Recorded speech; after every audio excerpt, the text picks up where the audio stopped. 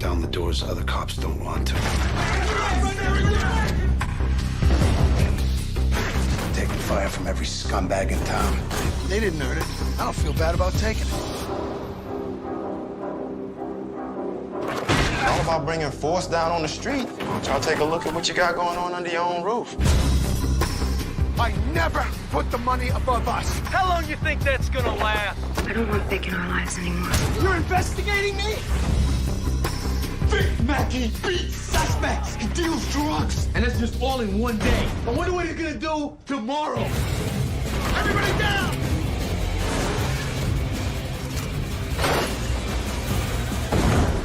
Hey, my day's just getting started.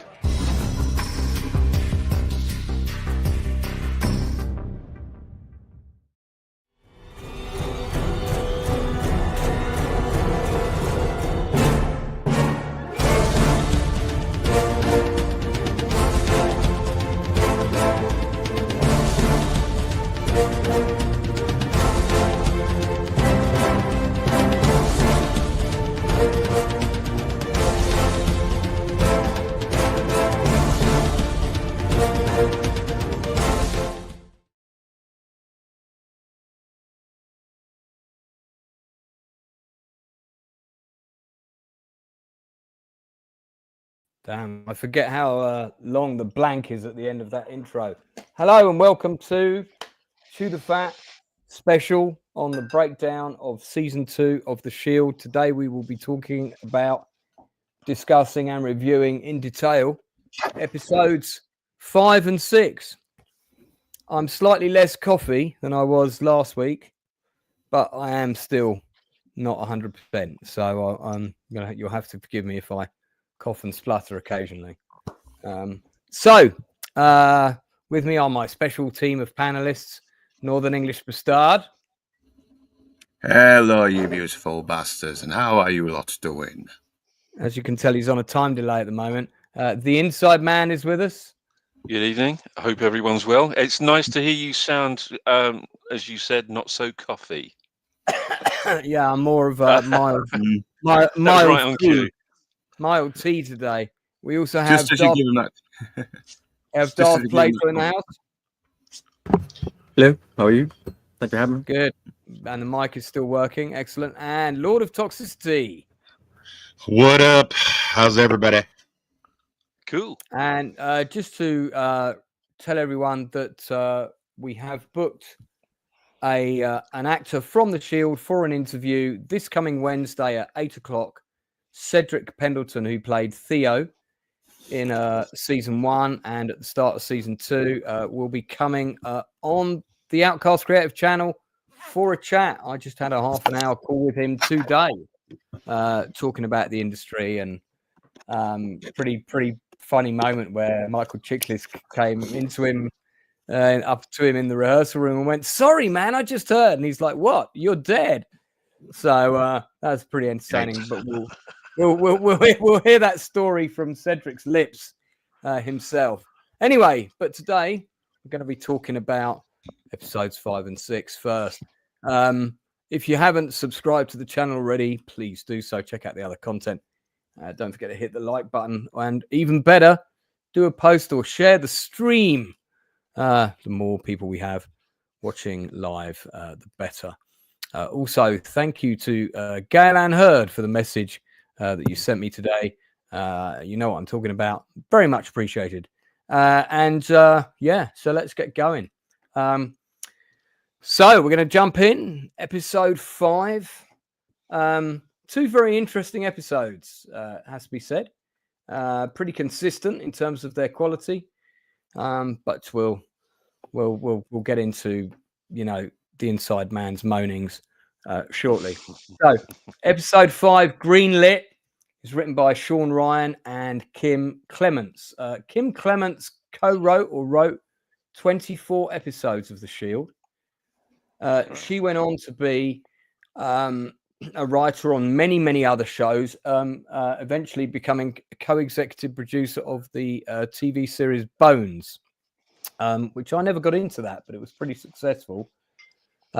So she's now a very successful television producer, as well as a writer. It's directed by Terence O'Hara, who sadly passed away in 2022. But he also had a very successful career. He directed between the various incarnations of NCIS. I think he directed around 80 episodes of that show alone. So, all right. So I'm going to do my usual. I'm going to run through the story in detail, and then we're going to sort of, each of my panelists will express their overview thoughts on the episode. We will then talk about the actors. We always do the supporting characters first, talk about who we think stood out, who was the best, which was our favorite leading actor in the episode, and then on to favorite scenes, lines, or standout moments in that particular episode before summarizing it and moving on to the next one. Each episode we will be giving a score out of 10. So we open with the strike team in their little room having a conference, and they're talking about the money train, and this is the first time they've discussed the money train with the rest of the team, so i.e. Lem and Ronnie. Straight away, Lem is not keen. You know, it's with him, it's like one thing to be taking something here and there, but to be pinching money to this degree from cartels, this is something that he's not keen on. And it's interesting that he's the one who expresses doubts and would rather they not get involved, because it probably has more serious ramifications for him going forward than anyone else, without getting into spoilers. Director Tony Kay is in the chat, and he has started watching The Shield on our recommendation. Loving it so far. Good man. Yeah, and Tony, still want to get you on for an interview, mate. So if we can make that happen, I would love to do that. So we have the team discuss it. They're talking about it, and Vic says to Shane, "We can't do it unless Lem is in." So it's either all of them or none of them, basically. Then we have a character that turns up from the original pilot, Connie. People will remember that she was a drug addict and prostitute from season 1, who has a young child that was taken away into care. That child may or may not be Vic's. We discussed that in some detail. Certainly looked like him. And she's now clean. She's been in detox. She wants a job. She wants to become an official CI. She's heard about how that's done from somebody else she met in detox, that she can sign a contract and be a paid informant. And she's already got a tip for Vic. She says that there's a young dealer who's been selling heroin to kids in schools. Obviously, this is a big thing. They get a name, Enrique. So Mackie and Shane basically go and pull him out of his class, take him in front of the principal, and demand information from him. He's been given free samples of drugs by a dealer. So somebody's been giving them out at the school gates. Get the kids hooked young. That's the idea. Give them away for free. And then when they want to come back and buy stuff, it costs money. Meanwhile, Danny's car has been vandalized. So Danny Sofa, one of our favorite foot patrolmen, well, not foot patrolman, but the equivalent in a car. Her car's been vandalized. She suspects the widow of the guy that she killed in the altercation that happened a couple of episodes ago. She thinks the widow's behind it. She's conducting a sort of covert harassment campaign. Acevedo is skeptical, but she wants action taken, or at least an investigation. Back at the school, when they do a search of all the kids' lockers, over half the kids have been given free drugs of heroin. And then we cut to titles. So that's quite serious. We then cut to Shane and Vic talking about Lem. Actually, this is the scene where they say, it's got to be all of us or none of us. Acevedo arrives at the school where all the kids are being held in the gym. Because this is kids, it's highly sensitive, it's political. There's already a politician lady there giving a speech for the cameras.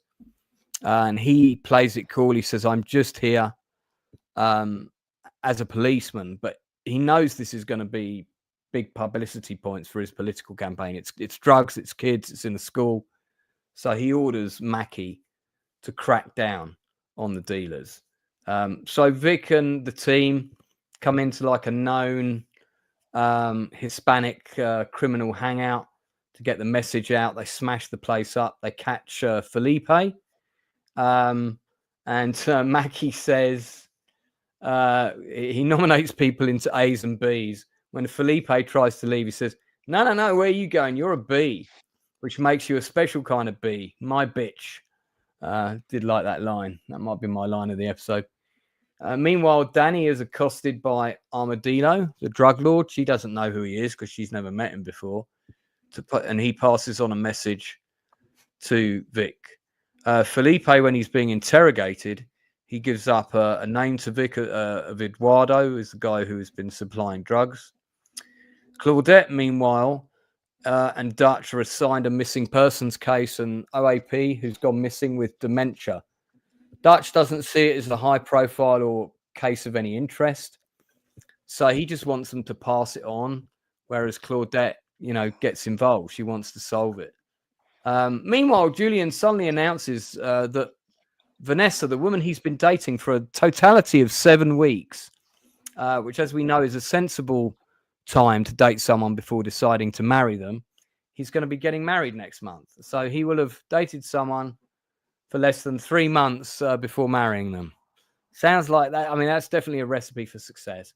But Danny turns around and says, look, you're gay. You've got to, what are you doing?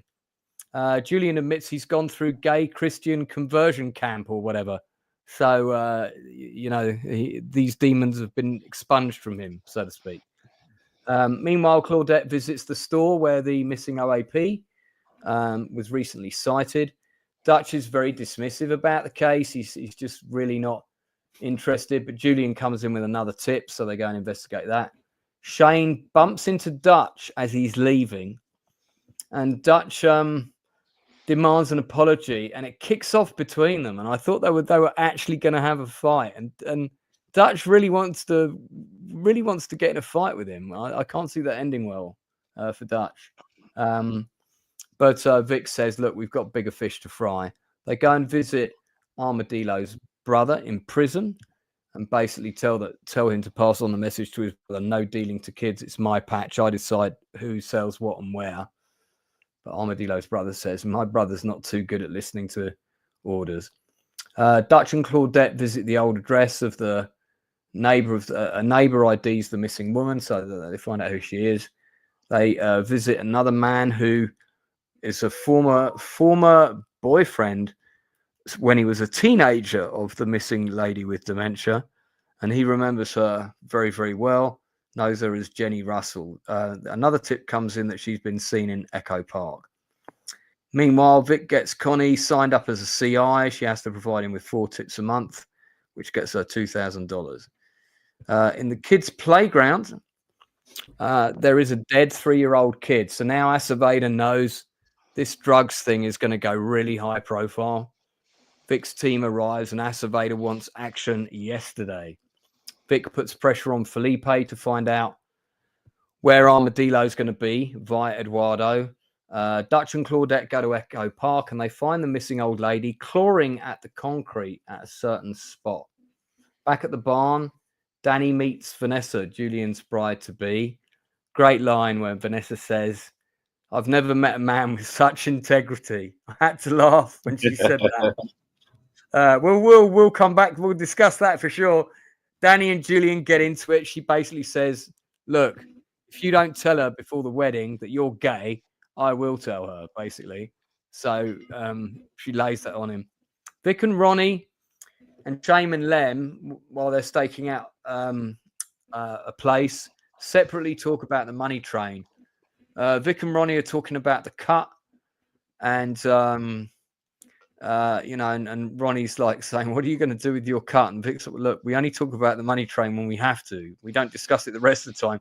Then we cut to Shane and Lem talking about it, and Shane is basically trying to bring Lem around. He's trying to convince him it's a sure thing, and he turns on the guilt tap. I'm not doing this for me. I'm doing it for Vic. He's got a disabled kid, etc., etc., etc. So Then we cut to Acevedo and his wife. I always do like their scenes. Acevedo calls a briefing and he makes getting the drugs off the street the number one priority. The whole squad's all brought into that briefing. Vic drops Felipe back to his buddies. Eduardo, he's got a wire on. Asks for more baggies for the kids. And the idea is that they'll storm in and take him and they'll arrest Felipe at the same time so they won't know he's a grass. Unfortunately, Eduardo gets suspicious, calls the last number on Felipe's phone, which just as Vic arrives to come in and do the bust, his phone rings. So Eduardo now knows he's the grass. So he says he's dead. Acevedo calls Danny into the office. And then, like, out of nowhere, tells her, because you're not expecting this in the scene, that her mother has died in a car accident. Danny goes to call her dad. And then when she calls her dad, she actually finds out that it was a prank. And it could be the woman who's responsible again for basically trying to fuck up her life. Dutch and Claudette reunite the old lady with dementia with her mother. Dutch has done a bit of digging and he realizes that the woman may have had an illegitimate child because there was a child found buried in that spot in Echo Park in the 1940s. And he's realized that this woman with dementia may have been the murderer of her own child. Didn't see that coming. Acevedo comes to Vic, interrupts his interrogation of one of the suspects, and basically says, look, this is Claudette's case now. So Vic gets pulled out, much to his disappointment. Julian has a pop at Danny because even though Danny gave him a review that made him pass, she also criticized him in the review. Danny basically calls him out on his shit and says, look, your review could have been way worse. Yeah, basically, as we've all been saying, he's a terrible cop. And if she'd really said everything she thought, she probably would have failed. Julian says that Danny can go ahead and tell his fiancée about his homosexuality. He doesn't care. That's up to her. But he's not going to do anything. Claudette and Acevedo put pressure on Eduardo to give up Armadillo. Connie comes in, pressuring Vic for details on her son. She wants her son back, but son's been allocated another family now. So Connie wants a cash advance for the tip she's given Vic. And then we cut to Shane and Ronnie listening into Eduardo's phone to see what calls he's going to make. Vic gets Felipe set up in this anti-gang program. So he's not going to do any time in a juvenile offenders institution. He's going to go on a kind of rehabilitation course. So Vic kind of did a good thing there. Dutch has got Elle, who's the former younger lover of the lady with dementia, back into questioning to find out if he's the father, which it's confirmed that he was the father of the child that was murdered. Acevedo and Claudette get a tip on Armadillo's location, so they get SWAT and they go after him. Danny wants to see Vic, and Vic says, no, I probably can't tonight. And it's at this point that Danny realizes their kind of loose arrangement, whatever it is really no good for her. It's not healthy for her mentally. And she's all like ready to go back with him. She's dressed up, looking good. But he dismisses her so quickly. She realizes she's only important to him when he needs her and not the other way around. Dutch, Claudette and the old woman in interrogation have a discussion, and it all comes out that this woman did murder her child. And Dutch is really angry. And when Claudette asks why he's so angry, he says, I can't even believe in an old woman who's too sick to feed herself. I can't even think that's a good person up there, and actually it's not a good person. Eduardo makes a call. Ronnie gets an address on Armadillo. Lem talks to Vic and says, look, Armadillo can't be taken alive because the only deal that he can make with the police to do less time is to give up strike team. So hang on, I think I need to mute Darth. There we go. Okay. Too much feedback on the microphone there. So then They go to find Armadillo. They arrive at the house. There's no one there. The house is empty. It looks like a bust. There's a phone on the kitchen table. When they what's this noise, man? I've got terrible feedback from somebody. I'm gonna have to mute everybody. I think it might have been you, Northern. So yeah. So when they the phone is on, and when he picks it up, Armadillo's on the other end, and it's a three-way call, and the other call is the third line is connected to the prison, where Armadillo's brother is dying on the floor in jail. And Armadillo informs Vic, your team has been greenlit. And then it cuts to credits, and that's the end of the episode. Okay, so I'm going to unmute people now. Let's hope that the feedback's coming from you, Northern. Ah, crap. Really? Yeah. Want to hop in and hop back in, just see if it might sort it out? No, you might be too close to your mic, or your mic is too close to something that's giving you reverb. No, I'm pretty at a good distance. It's all right. It's all right now. I'll let you know if it happens again. Yeah, so okay, so this is episode 5, Greenlit. Okay. So I like the episode, it's good overall. There's a lot of things being set up here for later. There's a lot of stuff that's going to be relevant later. It isn't quite the grab you by the balls episode that some of the episodes of The Shield are like, but it's still a good episode. There's a couple of really good scenes. Armadillo is kind of firmly set up as, you know, a guy who will do anything, even kill his own brother to prove a point. So the team being greenlit after that demonstration is pretty serious. I think the storyline with Julian merits being included because it is quite key to his narrative. The whole kind of battle with his homosexuality thing. Yeah, I mean it's not a standout episode, but for me it's a good solid episode overall. And as I say, there are quite a lot of things that are in this episode that will become relevant later. But yeah, I liked it. Pretty solid. Yeah, so I'll just go around the panel now, and guys, let me know your just in under a couple of minutes your overall thoughts and impressions on this episode. Northern, we'll start with you before your mic explodes again. I really actually like this episode. I mean, I like seeing Vicky's getting a bit too ambitious for his own good, and Shane obviously is up for it because he's a bit of a wild man. Lem obviously seems to be level-headed in his own way. He's kind of not really keen on doing it. He's thinking, you know what, this might be too much. This could cause way too many serious problems. And the return of Armadillo is great. I mean, this guy he's not going to back down. This guy wants blood, and he will get it. He's definitely a formidable adversary. He's like you said, he's willing to kill his own brother to prove a point. He will do anything. This guy is just totally ruthless. He is a downright psychopath. He is terrifying, and he doesn't look like he's trying so hard to be terrifying. He just is. And the fact that he's selling it to kids as well is just downright despicable. You just, oh God, if you needed a reason to hate this guy, this is it. And the storyline with... I feel like he did that deliberately to get Mackie's attention. I would not be surprised. That does seem very...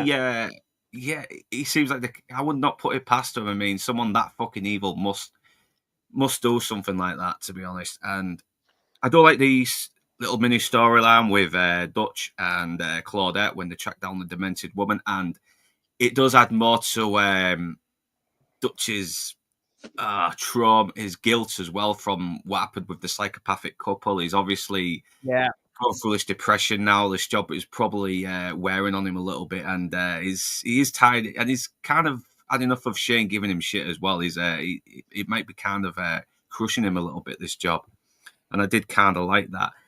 I do feel a bit sorry for Danny because she's just a low-ranking cop. She's just a woman in a uniform, and she's got this person harassing her when she was just trying to do her job. And I really don't care about Julius's repressed homosexuality. I don't know, because we've got this great storyline with Armadillo on their asses, and it just seems like just a little nothing bit of filler, to be honest. But Acevedo once again showing his biting off more than he can chew. He's really trying to gain control of the situation. But sorry, people like Mackie is.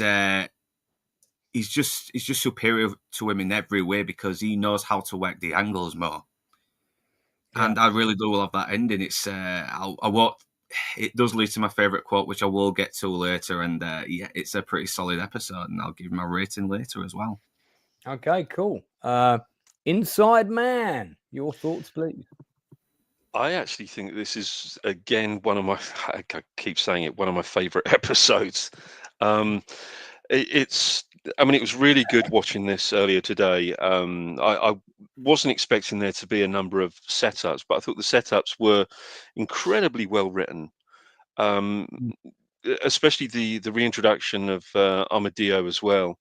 As Northern said, I wouldn't be surprised that, and as you said, Lance, as well, I wouldn't be surprised if this whole thing that he's got going on with the drugs peddling to the school children, especially the younger school children, is something that he is getting at Vic with. It's something that is very, very, does appear to be very contrived on his part. I suppose you could argue that little plot point has been stolen from Live and Let Die somewhat, but it's kind of taken it to a much crueler level. Yeah, it was good to see Connie back. Really, I always enjoyed seeing Connie. Love the little interaction between Acevedo and his wife, and she kind of reminds me. Her character reminds me very much of the Sherry Palmer character in 24. I can see that. Yeah, is it him the one that has the ambition, or is it her that has the ambition? It's kind of like that sort of behind every powerful man is an even more powerful woman or a great woman. Yeah. She really reminded me of that. I did like that interaction, but the way also actually, I'm going to make a point of Julian's little story here. I actually quite like this. I think it's far better than it was in the previous season. I like that.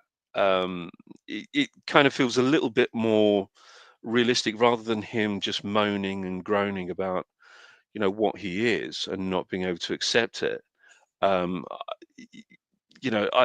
prefer this little angle that they're playing on here. But yeah, I thought it's a really good, solid episode. Really great to see some of these setups, and I can't wait to see how they're going to play out. Yeah.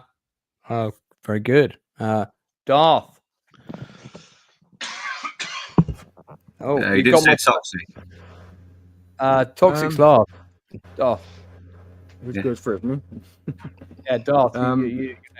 This was the hardest episode to watch since Tray Poppers, because look at crime is crime. It's called crime for a reason, but when you involve kids, that's a whole other level of bad. Yeah, and you just don't want to see that. So it wasn't quite as emotionally gripping as say Tray Poppers. Hard to watch, but it was probably in the neighborhood. I don't think that the Armadillo getting involved in this whole thing of dealing the kids is a scheme to get Vic. I think he's just trying to get his business going, and if the opportunity to do something about Vic arises, then he'll do it. Because after all, Armadillo is he's a distributor.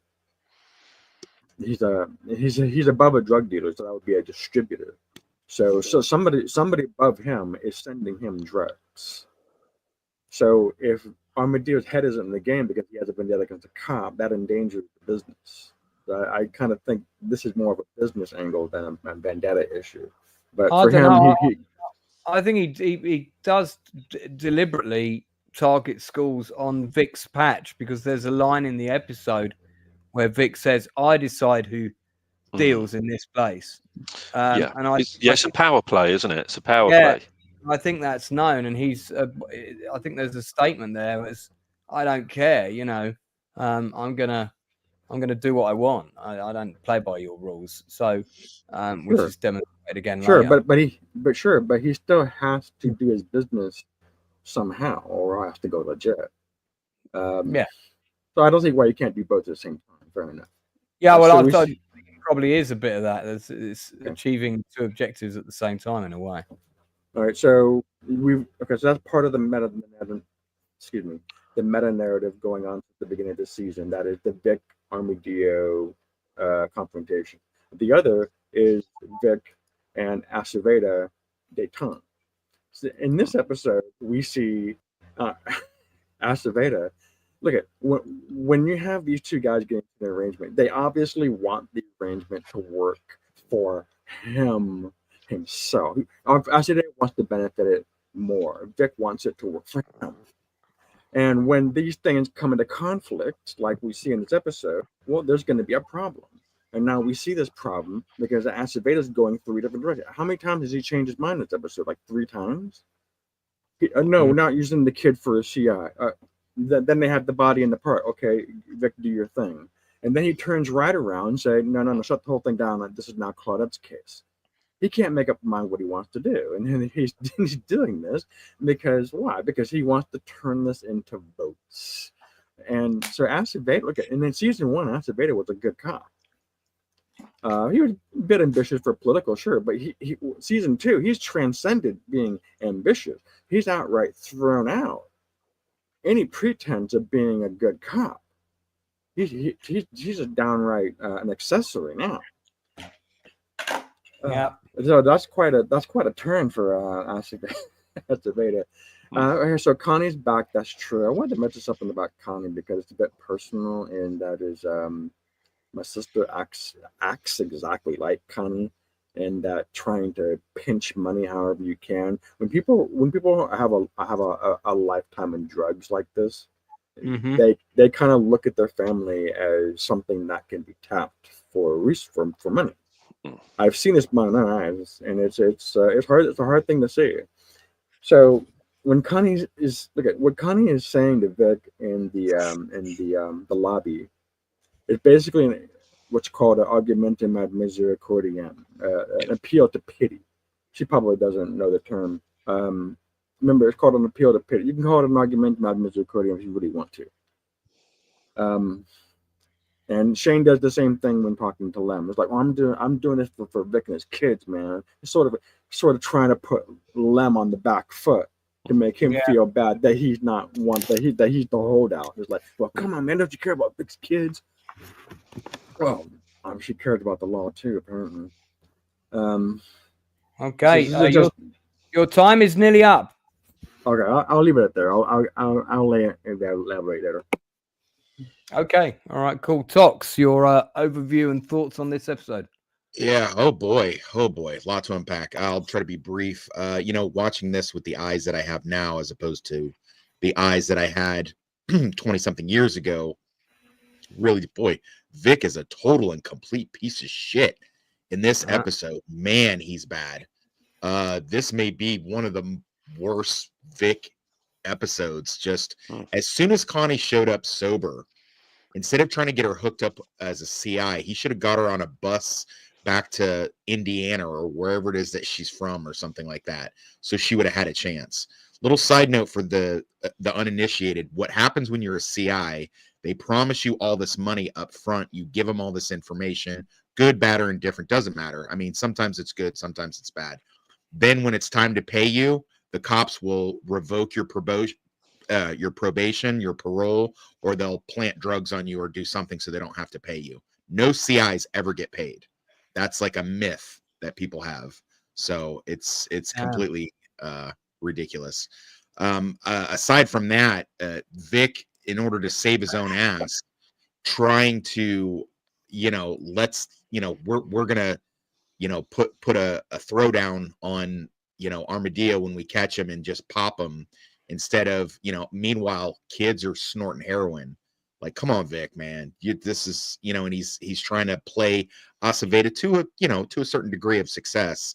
but not letting them like really. I mean, their area is not that big, and if Armadillo is in it now, if he had fled to Mexico or something like that, that'd be a different story. But he's right there in Farmington, and it wouldn't take much to get him, and that's the card that he's playing. So anyway, as far as the brother not knowing what greenlit means, yeah, right. Stop it. He knows what greenlit means. Everybody knows what that means.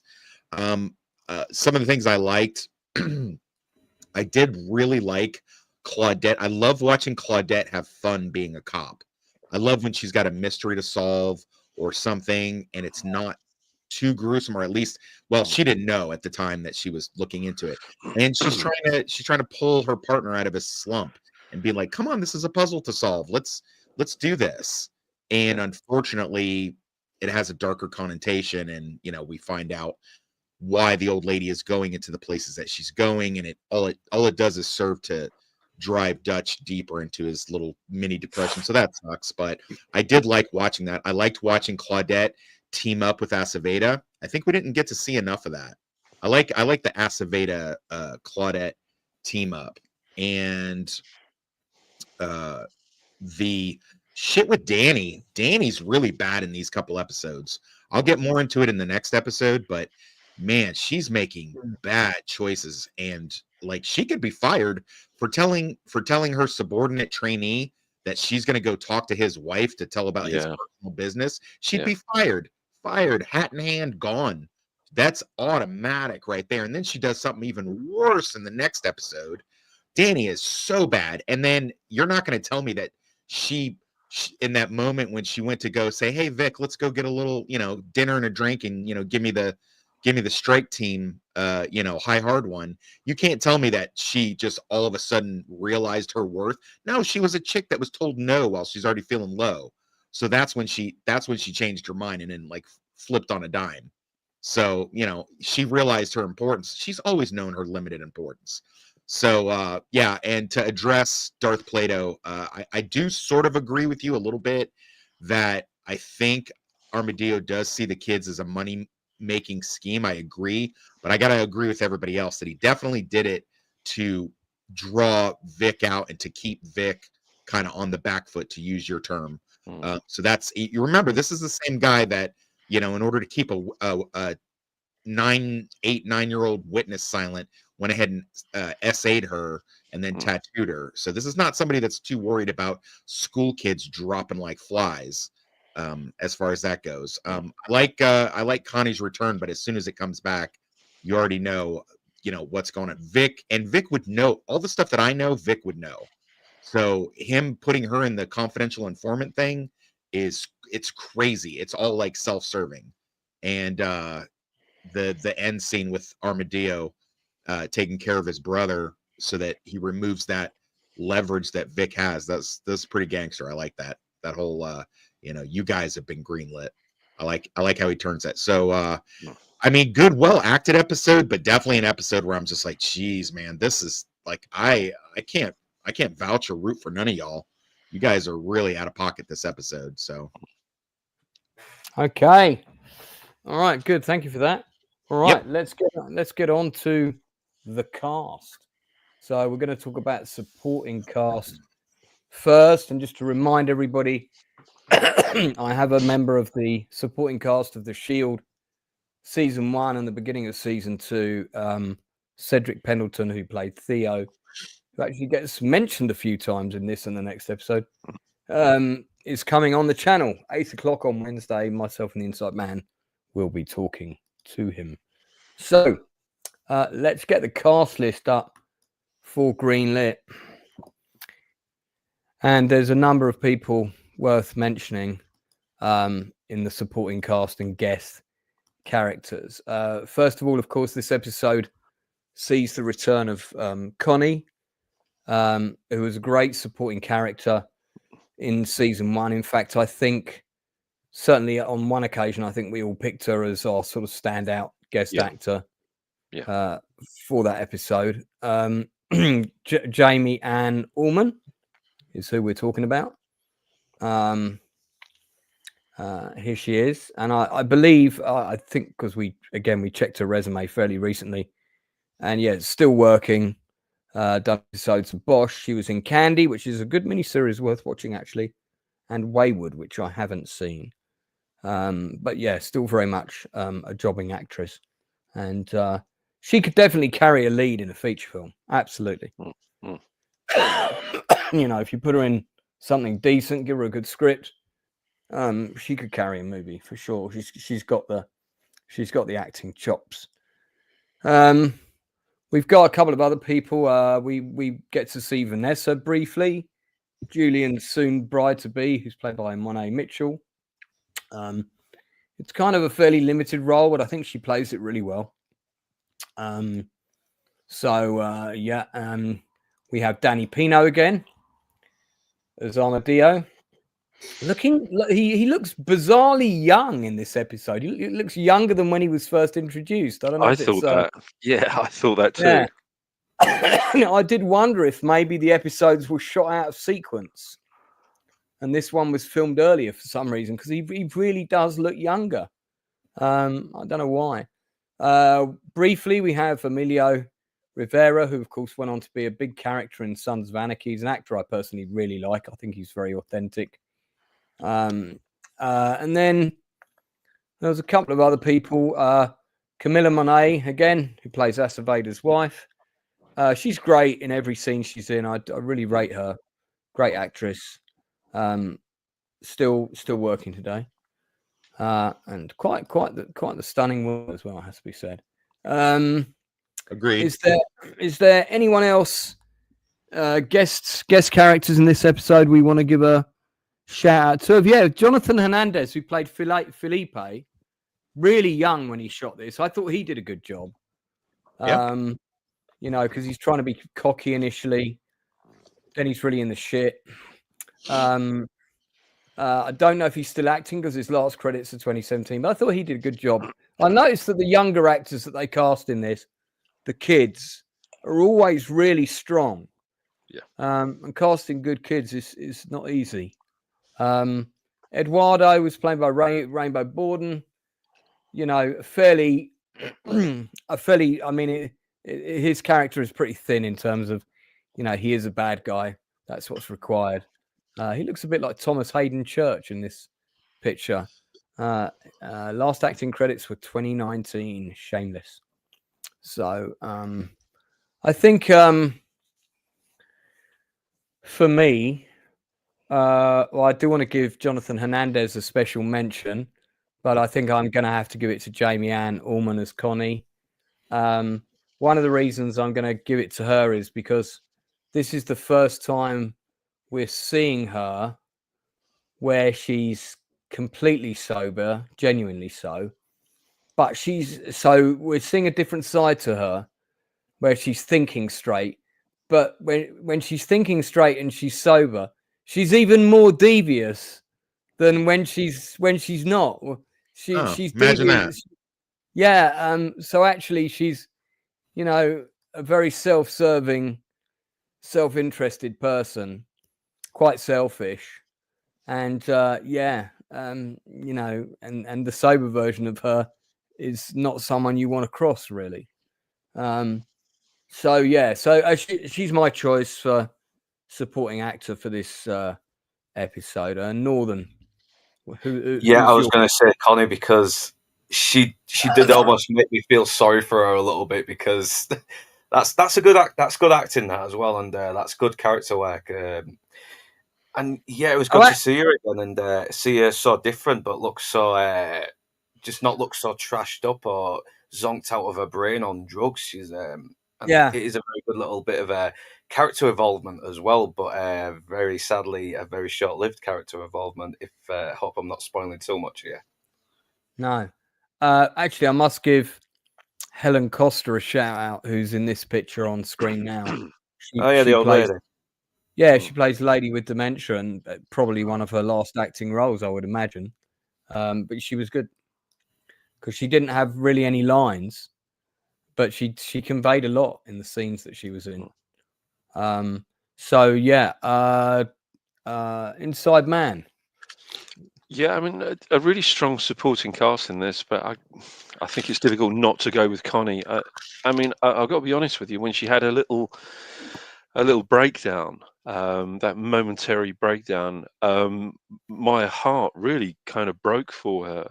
I kind of felt myself getting a little bit emotional just watching her performance there. You mean when she's talking about her kid? Yeah, Yeah, it really, yeah. it really kind of, really squeezed my heart, and it was difficult not to feel emotional, I think, watching her performance, and obviously knowing where that comes from, being a parent myself. It's when anything to do with children, obviously if you're a father, it's you can kind of understand different sides of people's of characters' portrayals of people in desperate situations regarding children. But that performance was really good, even though it was very, very small. It was a very tiny part of that, but there was this brilliant flicking of a switch that she did, prior to the moment where she breaks down, and then just after, when she composes herself. This flick switching. It's like the switch is flicked on, and then it's switched off again. And then, which of those Connies are we really seeing? Which of those Connies is she really? Yeah, we're yeah. not entirely sure which of those she really is. I think we all have an idea which Connie she really is: the conniving, manipulative, self-serving Connie. Really, that Vic, I think, possibly knows that there's no helping this woman. There's nothing that he can possibly do. It's she thinks that she might be on the gravy train, but unfortunately, that gravy train will soon be hitting the buffers. Yeah. Very good. So Darth, did you have a pick for supporting character of the week? Well, I'm not going to gainsay what you guys said about Connie, but I want to go with Jonathan Hernandez though. Yeah, he's a good second choice. Standout performance from him, especially as he's very young. Yeah, I don't know the craft of acting the way you or Inside Man does. So this is just an amateur observation, but it was a very good portrayal. Just going from a young punk to a scared kid to flippant to his whole life was crumbling inside the interrogation room. He's like, he looked like he was going to completely lose it. Yeah. And then he's shell shocked, like, what am I going to do now? And like he's getting railroaded by Vic, because Vic is using. Yeah, Vic's not above using kids as a CI. He's being deliberately put into a situation to cross Armadillo. He knows who Armadillo is. He doesn't want to cross that guy. He doesn't want to cross Vic either. So he's really almost in an impossible position. So he goes in there and he's trembling like a leaf. And like I'm summarizing, I'm sorry for that, but I just illustrating that the range that he demonstrates in this episode from beginning to end, even and at the end, I'll throw in contrition toward the end, where Vic gets him the spot on the in a spot out in a house outside of town. So that's why I'm going with Jonathan. I think it's a good choice. And you're right. He's very good in it. For a young actor, Tox. Yeah, I'm gonna side with Darth on this one. I think the kid is. I think he was the best guest character that really stood out this episode. Yeah, fantastic. Okay, well, kind of half and half, but they are two really good, solid performances from Lance. May I ask you a real quick question? After watching this episode, do you still feel like Vic would be the kid's father with Connie? Do I still feel like Vic is the dad? Yeah. I think it's possible that Vic is the dad. I don't think Vic really knows. They definitely had sex. 100%. Because the coldness with which Vic deals with her, the whole he's gone, you need to let him go. That is that's very different than the Vic we see in like season 6 when him and Danny have a kid. I think spoiler alert. What?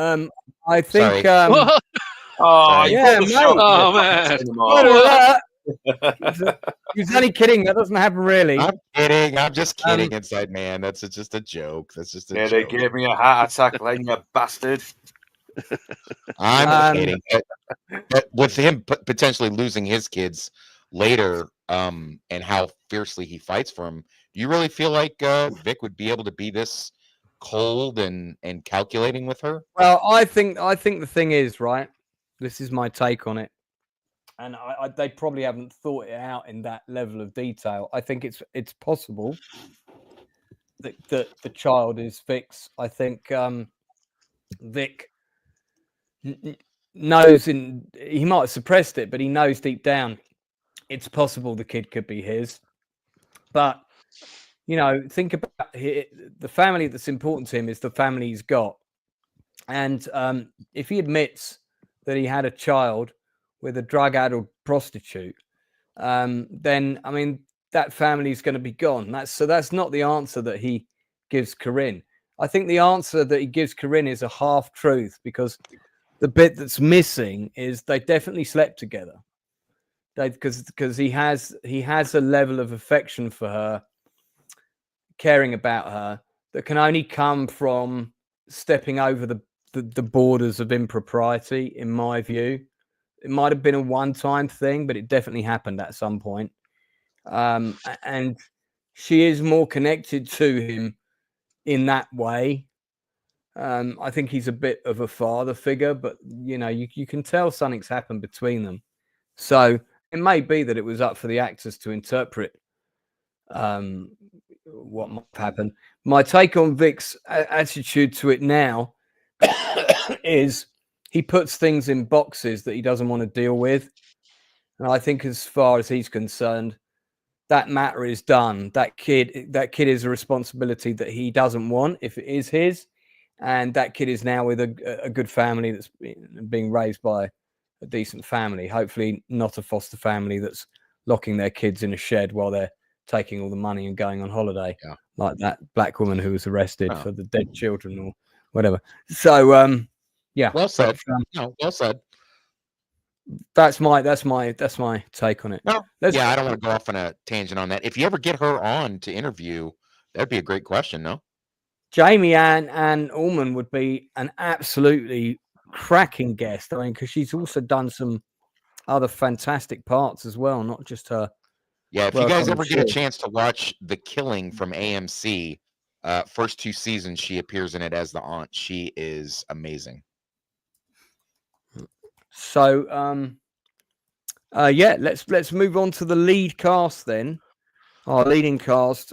Whose episode is this? Again, this is quite a hard one to call. Not that they're ever easy, but because unlike most episodes, everybody gets pretty equal screen time. Some episodes, there's a story that dominates, that sort of thing. That's not the case here. Everybody gets a bit, and maybe some people get slightly less than normal. But yeah, so I found that quite hard to call with our lead characters, but we do have to call it. In terms of sort of standout, I'm probably going to give it to. Yeah, I think I'm probably going to give it to CCH Pounder for this one, because I like the fact. I'll tell you why. What the episode is great at showing is it doesn't matter what case lands in front of Claudette's desk. It doesn't matter how profile it is, whether it's worthy of scoring brownie points or whatever, or if it's just something mundane. She is the sort of cop that is going to give every case that lands on her desk 110% the same as the last one. She treats them all the same with equal diligence, whereas I think Dutch has a more self-serving attitude. He's interested in the higher profile things, Agreed. And I think this episode shows that really well. It's not like she's got some of the great standout emotional scenes that she's had in other episodes, but any scene with CCH Pounder when you watch her act is just a goldmine acting lesson. You know, you could look at any scene in this episode with CC in it, get an actor to watch it who might have just graduated, and I could probably teach them 3 things from every scene that she's in, minimum, and say, right, look what she does here, look what she does here, look what she doesn't do here. One of the things that's really great about The Shield as a show in general, and we really see this at the end of the next episode, is that the actors and the directors really understand it's not just about the delivery of the dialogue, it's also about the delivery of the acting between the lines and in response to them when nothing is said, and the expressions that come back as a response that convey so much about what the character is actually thinking and telling you. This cast do that so well, and CC is a fucking expert at it. Excuse my language. Retro tells me off for swearing. I mustn't swear. Yeah, so CC for me. Inside Man. Northern, sorry, you're next. Who would be your pick for this week? Does Amadeo count as a main cast? Because no, he's supporting cast. You have to pick him as guest actor. Okay, then. Well, probably I will go with Vic because he's a piece of shit, but God, he keeps you gripped to the screen. If this was written by anyone else or played by anyone else, he would be unbearable to watch because the shit he does is really morally reprehensible. But he just plays him with enough screen presence to make you still engaged, no matter what he does. No matter you can't help but want to be stuck with him, no matter how despicable he is. Yeah, it is a good Michael Chiklis episode for sure. And he's so engaging to watch, and his moral compass is, skewed, but he believes in it. Inside Man, who's your pick? I mean, this was actually quite a tough one between CCH Pounder and Chiklis, to be honest with you. But I think Chiklis really nicked this one for me.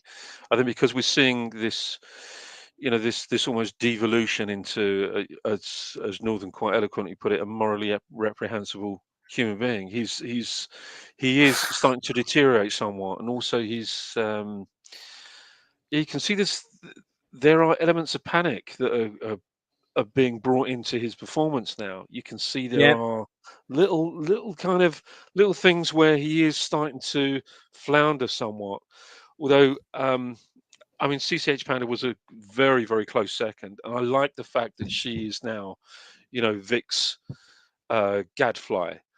She just won't go away. There's nothing that he can do to kind of wave her away. She is still there. But let's not forget, it all starts with the material.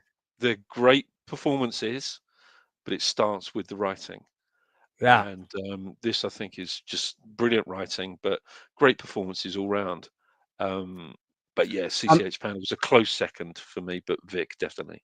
One thing I would add about your points about Vic and how despicable he is, they are quite good at sort of throwing us these moments of humanity, and in this episode it's when he gets Felipe onto that sort of gang redemption course, whatever, for ex-gang members, get them out of the life, basically, teach them skills, send them back into the community, get them out of the life.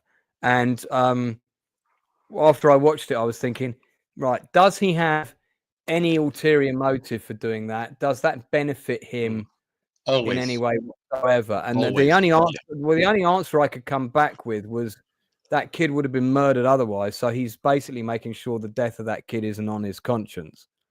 It's funny though.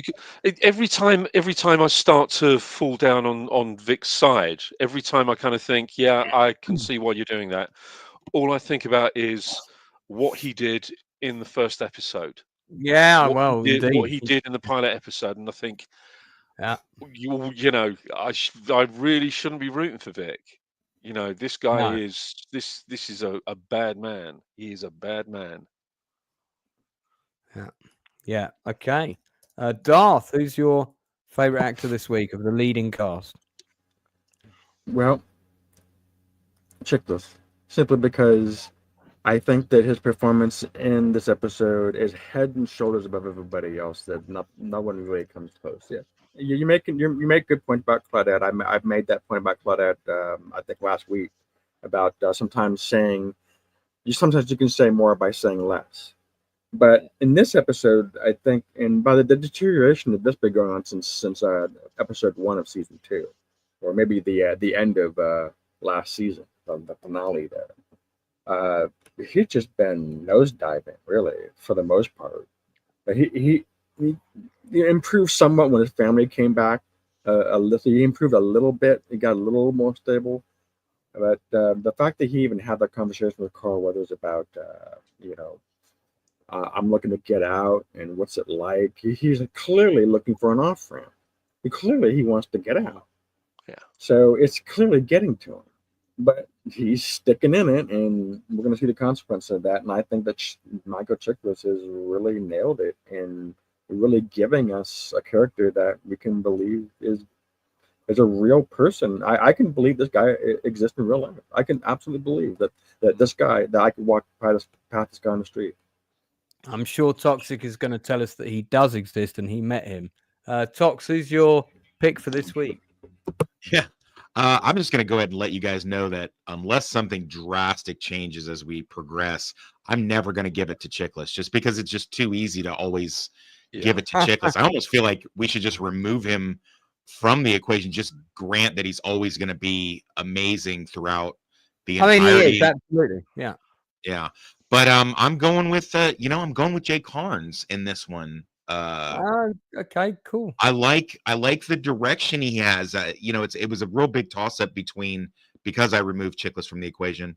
It was a big toss up between him and Aceveda. I like the conflict that Aceveda goes through. I like how the turmoil of and I love that little quiet. It's the little quiet acting scenes that always get me the most. Everybody always gets applauded for oh my god, they're such a great actor, and they show a bunch of clips of the person screaming. But I always find that the scenes I like the best is when someone's very quiet, and when Aceveda's wife asks him, have you done everything that you can do, because that's the only way I wouldn't be proud of you, and he goes, no, I haven't.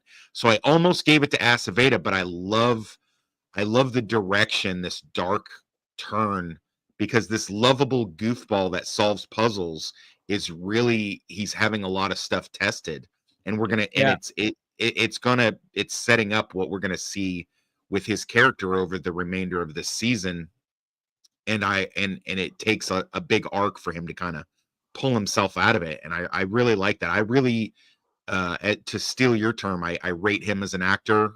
He was a great villain in Burn Notice and Sons of Anarchy. I think he works better playing as a villain, but I love him in this role because it's the first thing I ever saw him in. And I just, everything that he does, I get the pettiness of what he did, and the way, I wish you would have got to know your brother.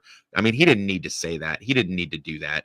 I mean, they really didn't need to do. I mean, this is a 50-year-old case. I mean, I know it's horrible, but really, what did they really solve by taking a dementia old lady and another old guy and raking them over the coals? Did they really? Is that doing anything? So, I mean, and it's I like the pettiness of it. I like the drama of it. And I like how CCH Pounder reacts when she sees Dutch doing this, because on the one hand, she wants to kind of reel him back in, but she knows that he's right.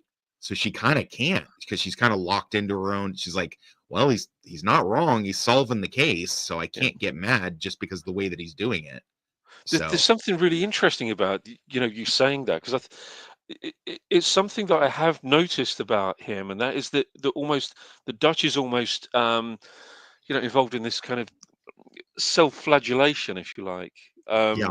It's almost like there's something that's there where he it's almost like he wants to hurt himself. He wants to punish himself over something. He he kind of revels in a little bit of pain, a little bit of Yeah. despair, and it really came to fruition in his monologue, I think, at the end, when he was talking about the way society is and the different types of people. Well, it makes him better at his job. As a kid, when Yeah. he was being bullied, and he probably went into his books and his games and his puzzles, that was probably an outlet for him. Maybe he had an abusive dad, or he was no good at sports, and the girls didn't want to fuck him, and that kind of stuff. So he expanded his mind, and he became good at these things. He's probably the most talented detective in the barn, easily by far. And it in some ways that talent makes him lazy, because he does stuff like, I'm not interested in this case, so I'm not going to give it any effort. And if it's not his little niche of serial killer thing, then it doesn't really blow his skirt up. He doesn't give it any any warrant. Yeah, he seems to kind of, as we did see in this episode, he seems to kind of grade the crimes, the severity of the crimes, and not treat them the same as Claudette does. I mean, Claudette, as Lance was saying, just approaches everything exactly the same. There's no crime is too small or too big to investigate with 110% of your effort. Whereas this grading of severity of crimes, and being, as you say, slightly lazy about it, always wanting the big bust. Yeah. All right. Okay, let's move on to favorite lines, standout moments, or your favorite scene for the episode. So I will start. My favorite, I did like, picking up on what you just said, I really liked Dutch's speech at the end. It's quite revealing about him. But I also, that line I already mentioned, where he kind of despairs, because he thought they were doing a good thing, reuniting this woman with dementia back with her mother, and maybe also reuniting her with an old flame, only to find out that her and the old flame potentially murdered a sort of illegitimate child that occurred out of wedlock, kind of thing. Which really, I think, creates disillusion for him. He, as he says, I can't even believe in an old woman who's too sick to feed herself. So who am I protecting if she's also a murderer? I thought that was very telling. But I do like Vic's line, which makes you a special kind of bee, my bitch. So I'm probably going to give it to that. Although from an acting, I think so. My favorite scene is Dutch's scene with his speech. My favorite line is Vic's bitch line. So those are the two standout moments for me, and there are many. I mean, there's several really good standout moments in this episode. Particularly, I like the conversation between Shane and Lem in the car. But yeah, those are mine. Northern. I have taken care of my brother. Now it is you let his green lit. Come on, that's just so sinister. Yeah. I had to pick it as my favourite quote. I just had to. Ron, I've not seen you in the chat before. Welcome to the Outcast Creative breakdown of The Shield Season 2, Episodes 5 and 6. I hope you enjoy your time here. We're doing the entire show. We've already done Season 1. You'll find that on the channel elsewhere. Yeah, that is a good line. It kind of sets up things. So, yeah, good.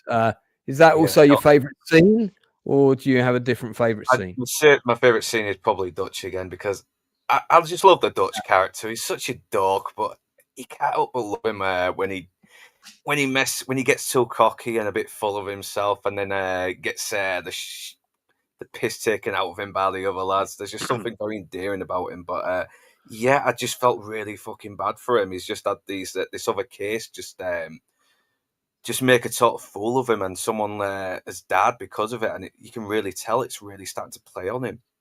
Yeah, it does have a way of getting brought back down to earth pretty quickly. And he's really been brought back down to earth, maybe too much here, and I just can't help but feel bad for the guy. I really can't. Inside Man, favorite line, favorite scene? My favourite scene actually is that scene at the end with Dutch's monologue, and that is my favourite line. That entire monologue, and going back to what you were saying, being brought back down to earth, and more than any other character, he is the one that's been brought back down to earth, above and beyond everybody else. So he's constantly kind of bouncing around. Really, he's up and he's down, he's up and he's down. I think that monologue really is quite telling of that as well. Yeah, he's very pulled, and he's obviously quite a troubled man, which I'm sure anybody would be doing that job. Yeah. Okay. Favorite line? Yeah, it's Dutch's monologue there. Okay, so same thing. Same thing. Okay. Yeah. Darth. The best scene, I gotta go with. I'll agree with you guys about Dutch going on that little rant towards the end, but I'm looking at it a little bit differently though. Dutch got owned in the previous episode, or was it the episode before last? I don't remember. He got owned, and the way I see it is he's completely lashing out. He's on the verge of a nervous breakdown. The way he's acting, the way he's talking. What he should be doing is he lost the case, and he should be doubling his efforts to make sure that never happens again. But instead, he's being lethargic, and I don't understand why that is. It seems like there's something more. He's doing more than feeling sorry for himself. There's something more going on, and I would expect him to have a nervous breakdown. I kind of was hoping to see Dutch and Shane part 2 in that episode, but we didn't see that. Because his rant in that episode was so painful, because when I first went to university, I actually went as a philosophy major before I changed my major to a history. But then I met people just like that at school. They were just awful amateur philosophers that who said stuff like that. And they didn't say it because they're pissed off. That'd be they really believed it. And Dutch, oh my God, it just like, I don't know, we're just animals. God, it's so painful to listen to. But Jay Carnes does a stand-up job of portraying someone who's having this conflict. He's about to lose his mind, and it was very believable. Although it was painful to listen to. Yeah, that's the point. It was painful. Maybe, yeah. That's right. Now, as far as the best line goes, I'm gonna pick a line that I think is kind of slipping under the radar here. In the squad room, when they're talking about what do we do about Armadillo, Shane and Vic are talking in the squad room, and he says, "Well, he's going to reach for his gun, and I'm going to reach first. You see another way?" And Shane says, "No." Now, part of that, the Shane I'm talking about, that scene. Now, the best line is what happens right after that, where Shane says, "What about Lem? He's not going to be down for that." What does Vic say? I wrote it down so I didn't forget it. Keep him away from the action. Watch the door. You know the drill. Says it really subtly, like kind of. He almost said it softly, like he's afraid someone will overhear it. When I heard that line, it immediately made me think of episode 1, season 1, with the episode where Vic shot Terry. Before they went into that house, did Vic say that very thing to Shane? Hey, tell Lem to go by the door, watch the door. So they've had that conversation before. Yeah, they the drill. What drill?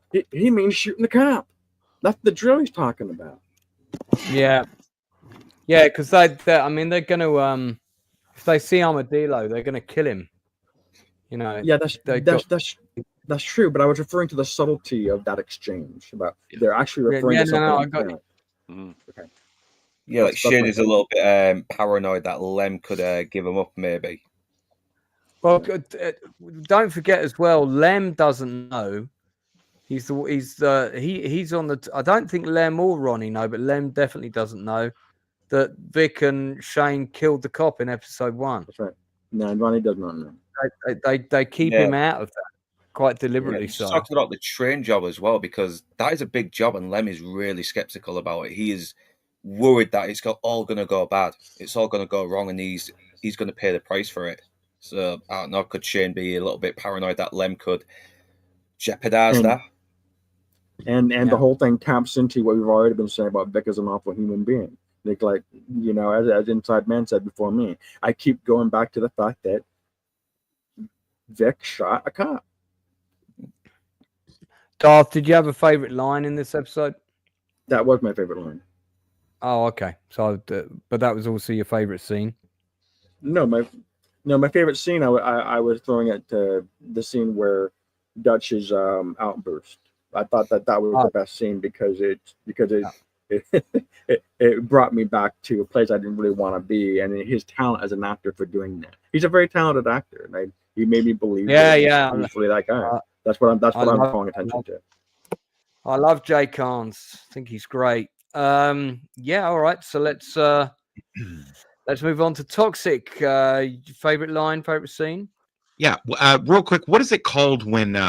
What's the thing called in the industry? The scene before the opening credits? Is that a stinger or a spoiler? What is that? I mean, you normally just call it the pre-title sequence. Okay. Sometimes it's called the prologue. Okay. Well, in the prologue, pre-title sequence, whatever, the scene of Vic and I guess, you know, whoever else, you know, he's speaking to, he says, I told them to open it, leave all the lockers open of the ones that have found drugs in them, and they come up and you see Shane just kind of standing there not knowing what to do. All the lockers are open. So yeah, that's crazy. And so great visual on that one, and tells you everything you need to know about what we're going to see for that episode. And then the line is what I alluded to previously, is the you know, have you done everything that you can do to fix this? I mean, you know, that's the only way we'd be ashamed of you. And that quiet realization that Aceveda, Benito Martinez just is like, no, I haven't. And you know, that's it. And you know, nothing ultra dramatic, no big speech, just, you know, this. Sorry about that. Just feel sorry for Aceveda there, because he's getting played by fucking everyone. He's trying to gain some control, but he just can't. He's just not that kind of guy. He's not the kind of guy. Yeah, I mean, he's got great political machinations, but as far as being slick and streetwise, no, he's not that guy. I do take issue with Darth saying that, you know, season 1 he started out as a good cop, because we're gonna hang onto your seats, bud. No spoilers, but you're gonna find out that pre-season 1 he was pretty bad, and may have even caused a lot of this stuff that we see now. But we'll get there. But yeah, that yeah. Tox, can you explain to me, is there a relevance to this shot with the shoes being on the roof? The shoes being on the roof, because it's very deliberately framed, this shot with those shoes on the roof. Yeah. I think I know the answer to that. I think it has to do with crime. There's sometimes in my neighborhood they take shoes, tie them by the string, and they throw them over the wire above the street. It's something that gangs do as a signal for something. Like maybe you can meet at where the shoes are to deal dope or some other place. It's something like that. It's a signal that they would recognize, that somebody else wouldn't just think anything of it. Could be. Yeah, could be that. Yeah, that sounds pretty. That's about as good of an explanation as I could give you, probably. When it comes to that, maybe this guy has really bad foot odor, and his mother makes him keep his. It's interesting that trainers. That's so funny. It's interesting that one shoe's off there, flying solo there. I know. I think the other one was too close to the edge, and it probably got separated from its buddy. Yeah. Also, the arrangement and the color could also have a meaning too. Good. Yeah. No, I like those. Are both. Those are great explanations. All right, we've gone over time on this episode, so I'm going to quickly ask everybody to rate this out of 10 before we move on. I give this episode a solid 9. Good episode. Lot of setup of stuff to come, but great groundwork, good writing, well directed. So yeah, 9 out of 10 from me. Northern. 9 out of 10. Great. Into man. 9 out of 10. Easy. Fabulous Darth. I'll say 9 out of 10, and I also wanted to mention that I love the scene where Danny tells off Julian because Julian's a bad cop. This could have gone a lot worse. I just had to say, I'm sorry. Yeah, that's a good scene. I like that too. Toxic, your rating? And 9 out of 10. Okay, another solid episode. Let's move on, because I have to say, this episode, episode 6, I like even more than this one. So, episode 6, directed by Scott Brazel. I think it's written by Shawn Ryan and let me get the credits up here. Shawn Ryan and Glenn Mazzara, but Kim Clements is on it as a staff writer, so part of the writing team. And I do think the writing just gets stronger and stronger. Northern, are these the slides? Yep, that's the slides. All right. Thank you. I want to wrap by 10, so I'll whiz through this description and we'll crack on. So, Acevedo is listening in on a call with Vic, which confirms that the brother at the prison, Armadillo's brother, is dead. Vic and team have a meeting because they're talking about 5th members going to be added to their squad, and potential candidates are going to be fostered upon them soon. And Vic, of course, has to interview those candidates as well as Acevedo. Vic meets up with his PI, played by Mark Rolston. Julian and Danny have another conversation where Danny says to Julian, "Look, it's not my place to tell Vanessa that you're gay or once were gay. It's your decision, blah blah blah. It's not my right to interfere into your private life," which is, I would say, is accurate. Then we get to the main case in this episode. Julian and Danny respond to a home invasion at a battered woman's shelter, and a particularly effective scene when they break in to find multiple fatalities. Someone's gone through the place like the Terminator going through a police station, gunned down 5 adults, and then they come into the room where all the kids are hiding, still alive. Imagine the emotional impact of that. You know that all those kids' mums are dead. It's really, really powerful opening, and we cut to titles. Vic is at home. He's having a new alarm system installed. He's just telling Corinne this is just general protection. It's very advanced, quite sophisticated, but really this is because the team's been greenlit. Claudette and Dutch are assigned to the battered women's shelter murder case. Quite heartbreaking scene as the kids are being removed from the home, whilst the covered bodies of their mothers are still in place on the in the place where they fell. Acevedo and Vic arrive on the scene. The director of the shelter arrives, Emma. She speaks to Vic outside.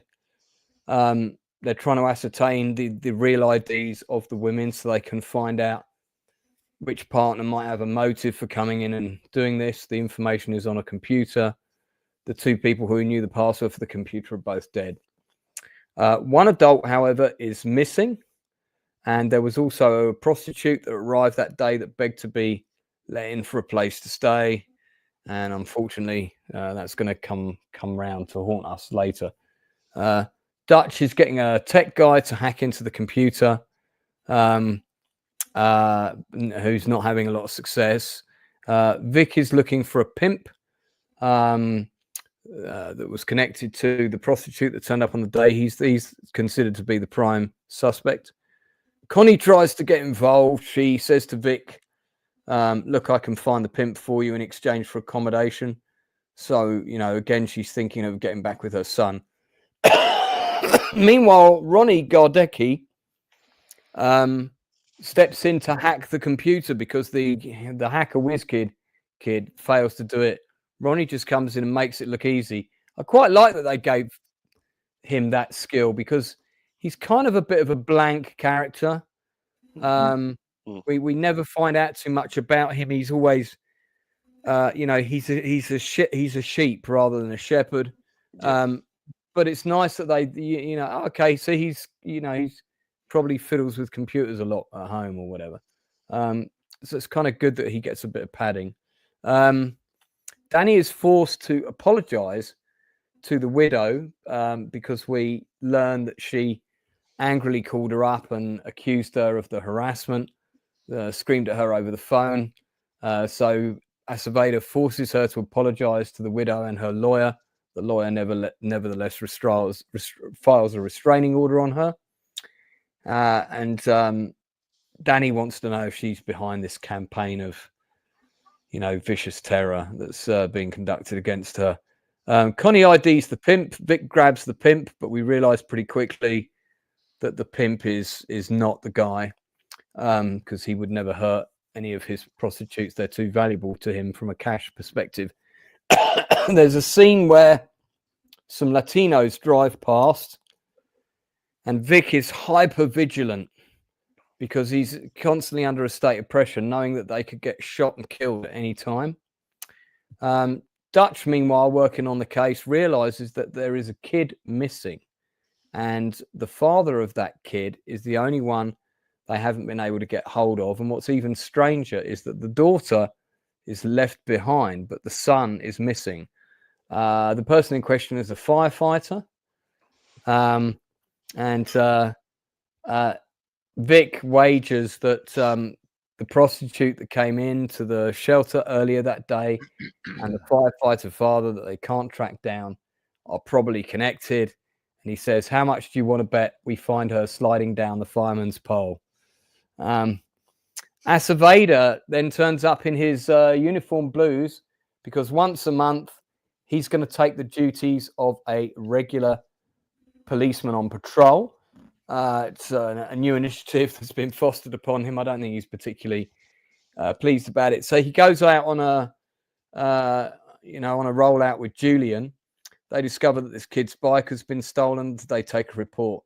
Vic, meanwhile, sorts out accommodation for two hookers that were coming in to get off the streets. And he gets new accommodation for Emma, who's the woman who runs the shelter. But we can see, if you look in the subtleties, Vic has already got his eyes on Emma's pants quite clearly. Because don't forget, Danny turned him down last episode. So he doesn't have a side piece. And he's already looking for another side piece. Julian riding shotgun with Acevedo. Julian mentions his wedding. Invites Acevedo. He asks Acevedo how long he's been married. 8 years. And he says, have you got any advice for me? Don't have any secrets going in. Which Julian sort of goes, Then they spot the stolen bike. Acevedo stops the African-American kid. Accuses him of being a bike thief, takes the bike off the kid and sends him home. Julian's like, oh, yeah, that was pretty cool. And Acevedo's like, well, once you got it, you never lose it. That's going to come back to haunt him in a bit. Connie is hassling Vic for her bonus because there's a $5,000 reward for information leading to the conviction of the guy responsible for the murders at the shelter.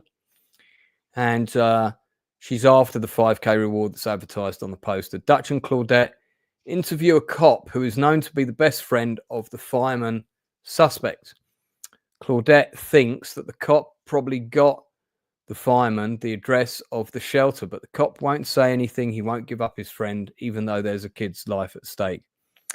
Acevedo takes the bike back to the kid who had his bike stolen.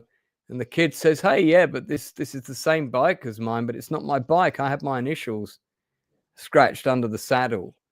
And then Acevedo's like, oh, shit, I just stole a kid's bike. I thought that was really funny. Dutch and Claudette see they've discovered that the cop gave $500 to the fireman, who we learn his name is Mike, right after the murder. Presumably money to help him out while he's on the run. Vic arrives as they're discussing the case. And there's an interesting dynamic that happens in this scene where Dutch actually sides with Vic, much to Vic's surprise. And Dutch wants Vic to go back in with him to try and break the cop rather than Danny. So Vic has an anonymous tip, or makes out that he's been given an anonymous tip. He goes in, tries to strong-arm the cop, proposes an idea to him for him making a kind of anonymous phone call to give him the information. But the cop doesn't go for it, so Vic proper loses his shit and storms out. And there's a very moody exchange between him and Claudette. No dialogue, just a look. Acevedo and Julian arrive back, return the bike to the kid. The kid complains that he's been racially profiled. And Julian's he steps in. Bit of good initiative from Julian here, saying about Acevedo, look, it's his first day on the job. Don't be too hard on him. He makes mistakes. I made a note here that the kid actor is really good in this scene. And we cut to Shane and Danny, and Shane is talking about the new person being put on their team. And he's saying it looks like we're bringing in Batgirl and Charlie's Angels to be interviewed. And Danny kind of puts herself forward and really suggests she'd quite like to be on the strike team, which Shane is really surprised about, and his reaction is very negative, which upsets her. Vic, meanwhile, interviews Hispanic and determines he's a bit too clean. Vic tells him about the team being green lit. This is a Hispanic guy to join his strike force, by the way. But in order to, even though he's a really strong candidate, to put him off, he basically tells him about them being green lit, which means the guy withdraws his application. Clashes with Acevedo over this. Connie meets up with Vic. She has a tip on the fireman that she's going to follow up. Vic takes a call from Corinne, who is complaining at the degree of hassle with the new security system being installed at home. Vic's PI arrives again, played by Mark Rolston again, and confirms that Corinne is not seeing anybody outside of Vic, so the chances for them getting back together look good. And then the PI has a really funny line here where he says, "Listen, man, you're lucky. If I leave the house to get milk, my ex would be banging someone before I got back from the 7-Eleven." Possibly my favorite line in the episode. We'll come back to that. Connie calls Vic. She is now babysitting the kid. And Connie's been taken by the suspect, the fireman, who's with his other prostitute girlfriend. And then while she's on the phone pretending to talk to her mother, he calls her in for a threesome. So, leaving his son to kind of sleep whilst watching television. Vic and the team arrive at the address with black and whites. They're getting ready to go in when a lot of other people arrive with the sirens on, which alerts Mike. There's a standoff. Vic goes in and offers himself up as a hostage. Mike has got a gun to Connie's head. The fireman, he tries to talk him down. And the fireman just turns around and says, you think I won't do it? And he shoots Connie, kills her. Vic pulls down the blinds, at which point the snipers fire. They wing Mike. He tries to draw his gun and fire again, but somebody else pops him. He's killed. IAD come down to meet Danny meanwhile. They've received a tip-off that there's drugs in her car.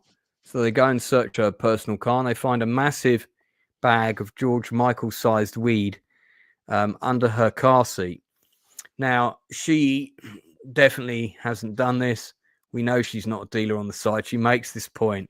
Why would I bring in a big bag of weed in my car to my place of work? Seriously?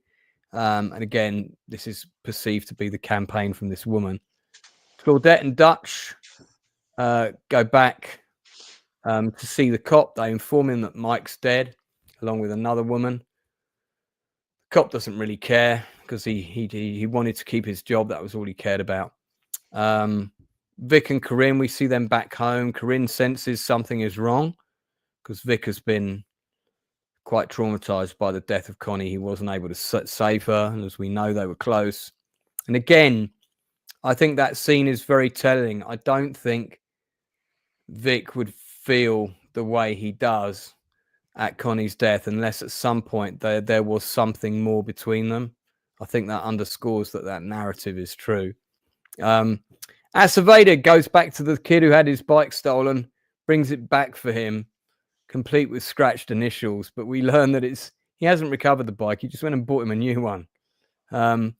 Vic goes to see Emma, the lady with the new shelter, checks on the new digs, brings her a load of food, and says, this is to help get you started. There's a really good moment of acting on screen here. After the last line is said, there's a look exchange between them. Lasts about 20 seconds. It's so good. It's exactly what I'm talking about on the previous episode when I said one of these things that the show does so well with the cast and the directors. It's the moments where stuff isn't said, but it's how people look and how people react. And the characters say so much with that, as well as the dialogue complements them perfectly. I think this is a really strong episode. I think the subplot of the shelter being broken into, which was based on a real incident, by the way, with all the women being killed, I think is a pretty strong narrative. Again, you've got kids at risk, which is always another heart puller. There's kids at risk in both of these two episodes, so they kind of have that connection. Nothing much happens else with Armadillo in this episode. I like the side narrative of Acevedo being a detective for a day, and he thinks he's going to be really great, and he kind of fucks up. I think that's quite cool. But this episode is really the end of Connie's narrative. And when I was watching this today, I forgot that Connie died in this episode. I had it in my head that she turned up in later seasons, but it's not her. It's the other girl it's the Hispanic Grass, who kind of becomes the next equivalent of her. So when her death happens, it's very abrupt and it's very impactful because it is abrupt. And we've seen so many scenes like that where in other shows where a cop offers himself up and says, hey, put the gun down, I'm coming in to talk. And it's resolved somehow. Not here. The guy just turns around and says, you don't think I'm serious? Bang. And he blows the woman away. And that whole sequence, and with the blinds being pulled down and everything, really well done, really effective. Yeah, I thought it packed quite a wallop. That's quite the ending. And then again, the little scene with Corinne and Vic at the end where she senses something is wrong. Great acting from the two of them together in that scene. It's all about what isn't said and the look, and Vic's suppressing it all, but he won't talk about work with his wife. For him, that's a massive no-no. Yeah, so strong episode. I liked it. I'll give it my rating later. Now, we've only got 20 minutes, so I'm going to ask my guests to be brief. Your quick thoughts, Northern. I actually do like this episode. I like the fact that it's not just Claudette and Dutch going on a separate little mission here. They're all involved in this, even though Claudette's got this little bit of skepticism towards Vic after what happened with Armadillo. And I do like how the relationship with Connie and Vic is really fleshed out here, and you can really see that Head Death is really going to play on him a little bit. Even though Toxic is pretty much clarified he's a piece of shit, but this does sort of humanize him a tiny bit, even though he's still basically a sociopath. And I still like that. I still like we're seeing little bits of humanity in him, even though he is a bad guy. And Acevedo as in uniform is really funny. It's a very funny side plot. It didn't feel too much like filler. It felt very realistic, especially and very consistent to Acevedo's character. Yeah, he's slick. He's very good at showing for the cameras, but when it comes to the more grunt work, he's kind of in over his head. And he's kind of forced to do all the paperwork as well, the boring stuff that police officers don't want to do but have to, and he kind of has to swallow that, which once again makes me laugh. And it's not as good as the last episode, but I do still like there's elements of paranoia after the events of the last episode, after the ending of the last episode, I should say, because that threat is still there. Armadillo is out there, and he's still after them. And I won't go on even more. It's a pretty decent episode. So we'll move on to the next person. Yeah, got to agree. Really strong episode. I kind of preferred this one to the previous one, if I'm completely honest. And I thought it was a brutal beginning, a really brutal and distressing beginning. I'm loath to say that I thought it was a really good beginning because it was so distressing, but it was directed incredibly well. I mean, this guy is a superb director, and he's directed so many good episodes, brilliantly written. I was kind of wondering, really, when I looked at the disappointment in Vic's face and how downbeat he is now, Connie has been killed. Whether he really had any kind of true emotional attachment to her, or whether he just sees it as, this is it. This is my project has failed. Whether he has only seen her as his little personal pet project, and that he's, he no longer has that little pet project to work on, to maybe make him feel good about himself. That's a possibility. Don't know that for certain, but it's kind of another way that I've looked at his relationship with Connie. But incredibly well written. I thought the ending was immensely tense. Loved it. And considering that we've only got a short amount of time left, I think we better move on to Darth. Oh man, I can't. Yeah, you guys already said everything I was going to say, so I'll just add this one thing. Well, I agree with what you're saying about Vic's personal project with Connie. I think that's true. The part about Acevedo taking on the uniform, I think that this is symbolism. Okay, he's got the uniform on. He's riding around Julian, and he doesn't seem to know what he's doing. He steals a kid's bike. Yeah, he's like, "Oh, and you get it, you don't lose it." And it turns out he's completely wrong. And I think that this is symbolism for that Acevedo isn't a cop anymore. He's become something else, or maybe he never was a cop. Great point. Yeah, I think that's what going. Because I'm thinking to myself, why are they showing Acevedo driving around a quad car, getting hustled by? He's getting hustled by a little kid. Like, don't let this happen again. He's getting hustled by a little kid. Yeah.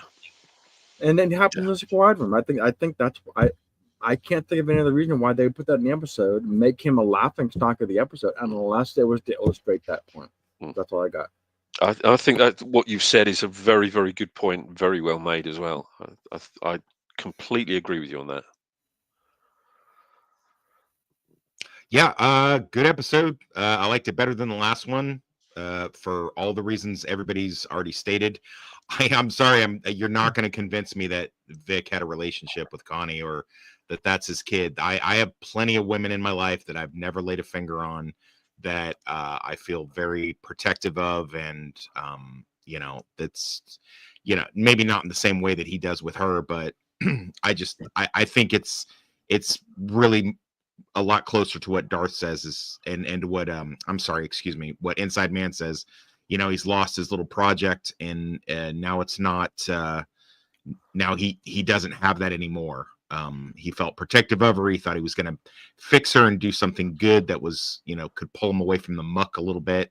And it went bad. But he has only himself to blame for getting her involved in being a CI. She overreached, overreached. I agree. Yeah.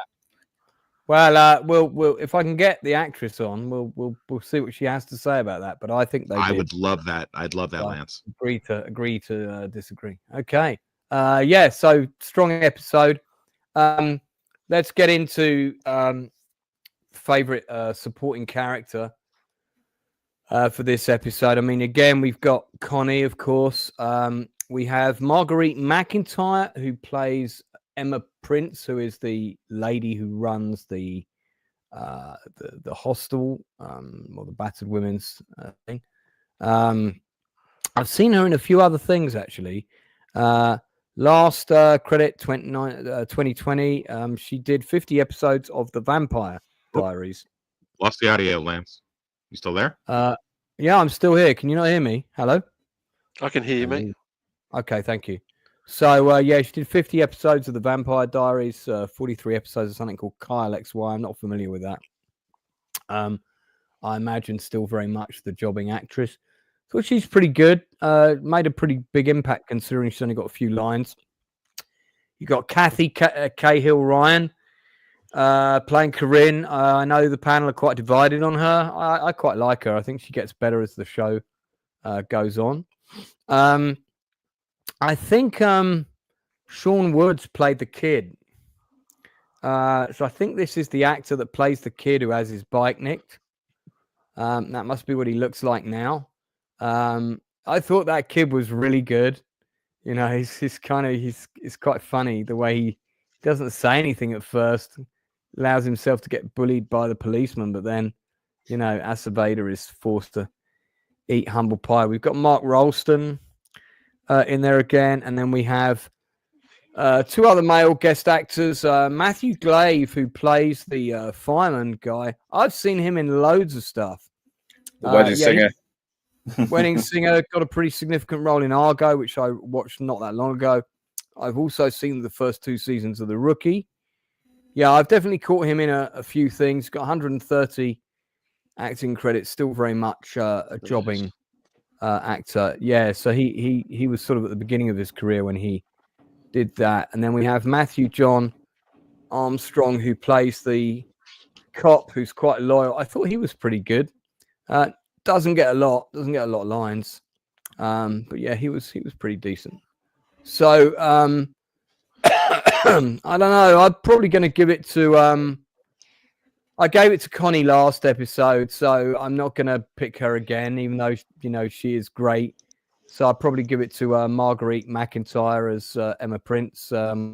She does a good job with what she's given, and she's got good charisma on screen. So, yeah, let's go through these quick. Northern, your choice, please. I think the fireman actually does well. What's the name of the actor again who plays him? I keep thinking Mr. Gooley from the Wedding Singer. Matthew Glave. Yeah, Matthew Glave. Yeah, he does pretty well, even though he's only got like a very small amount of screen time, but it's a very intense scene, and Matthew Glave really sells this guy who's just gone nuts. He has had some tragedy, and he's making the world pay for it now. He's he's on one last bender, isn't he? Yeah. Sex, drugs, and rock and roll. He's going out in style, kind of thing. Yeah, just like he's just lost all care for anything now. Okay, so your pick is Matthew Glave, Inside Man. Exactly the same. I thought he was great. Terrific performance. You know, I was completely sold on his, this bizarre sort of sociopathy, really, that he just has no, there's nothing outside. I'm not sure whether it's actually to do with his son, or the fact that he's had something taken away from him. That kind of, you can't do that to me, rather than the objects that's supposed to be the objects of his affection, being his son. You kind of get the impression that it doesn't matter who it was or what it was that was taken away from this guy, he's still going to be a complete mental case. Yeah, but yeah, really good performance. Great stuff. Darth. Yeah, I'm gonna give it to the cop. I thought the cop was the best supporting actor. His entire excuse was just painful to listen to, because he's a cop. He has to know there's going to be an investigation, and there's going to be a suspicion that the address was acquired from him. This is how the massacre happened in the first place, and we are talking about a massacre here. I don't think he'd ever be trusted on the force again. And he played like a cop that thinks he's going to lose his job, and he's not trying to give any inch whatsoever in the hope that the investigation will go over. Yeah, good stuff. Okay, is Toxic back with us? He lost his audio. Oh, here he is. Yep. Tox, your favorite guest actor for this episode? Oh, we lost him again. Okay. Well, while we're waiting for him to come back, we'll jump on to leading cast. I'm probably gonna give this episode to Benito Martinez as Acevedo. I quite like the fact that he gets taken down a peg. Oh, that's Sean Woods. Sorry, I got him mixed up. So that's not the actor who played the kid. I want to give the kid a shout out, so we'll do that. But yeah, Acevedo for the main cast for me for this episode. Northern. Yeah, I was going to say the same, and he does actually get my quote later on, which I will mention later. But like I said, it's just seeing him just continually getting humbled. This guy cannot catch a break. I'm actually starting to feel a bit sorry for him, even though he's a bit of a self-serving prick. Yeah. On the supporting cast, I will just give Sean H. Smith a special mention who played this kid. I thought he was great. So yeah. Inside Man, your favorite leading cast for this episode? It's gonna have to be Chickless. I just think that that whole negotiation scene at the end, where he was desperately trying to negotiate. It just, I really felt for him. Really felt for him. It was one of the few times that I kind of, I had a degree of sympathy for him, because I was willing him to be successful in that. And of course, it all goes awry, but I have to give it to him. Yeah, and I mean, Connie is a character that's kind of, as the audience, you're quite invested in her as well, because you've followed her journey a bit, so she's not just like guest hooker of the week. She's been with us a while. Yeah, I was really sad to see her go. To be honest with you, I really didn't want her to go. Yeah, you know what? I totally forgot that she got killed in this episode. So yeah, but because it happened so abruptly, it happened so quickly.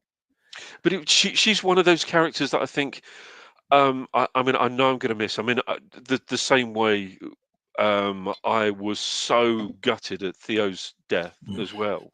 As soon as he was gone, that was it. I thought, no. I got to say this before. I got to say this before you do your interview. His name is Tio, not Theo. It's Tio. Yeah, the character as opposed to the actor. Yeah, right. Thank you. Okay, Toxic. Who was your Oh, hang on. Sorry, it's Darth next. Darth, your lead for this episode?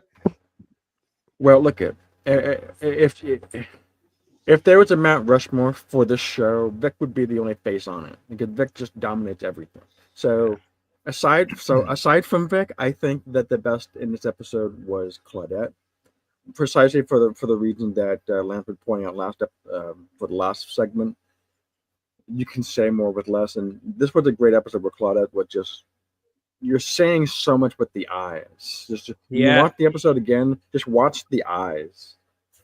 There's the great exchange of looks between Vic and her when Vic tries his usual technique. He thinks he's going to get that cop to roll, and he doesn't succeed. And when he comes out, he's so angry, but he's not angry just because the cop didn't roll. He's also angry because he sided with Dutch. He said, we'll do it my way and it's going to work, and it didn't. And that's kind of a win for Claudette in a way.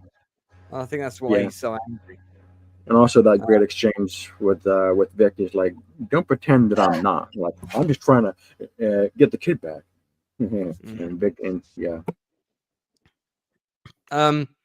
So, Tox, we lost you for a little bit. Give us your best supporting actor and your leading actor for this episode. Well, I'll give it to Connie for supporting, just just due to the fact that we lose her here, and even though her intention or maybe her motivations weren't great, but and her intentions weren't as pure as they seem. She was just trying to get money and try to make herself better. She just she was misled and misguided. So you feel bad. So I think she did a good job in this. I like the, and she was a pretty good CI. That's the funny thing. She was pretty effective. So there's even puts that. her own body on the line as well. So yeah, she's a good CI. We get to see a little bit more of it later on in a flashback. So of how good she was as a CI. And then you want the lead, or you want the lead for time? Yeah. Lead, I'm not going to give it to Vec Mackey no matter what. So I'm going to actually go with Julian. I think this is one of the few ones where he gets to act like a cop. I think what you have to do is put a shittier cop next to Julian. It makes him look like a better cop. So when they put Aceveda and him together,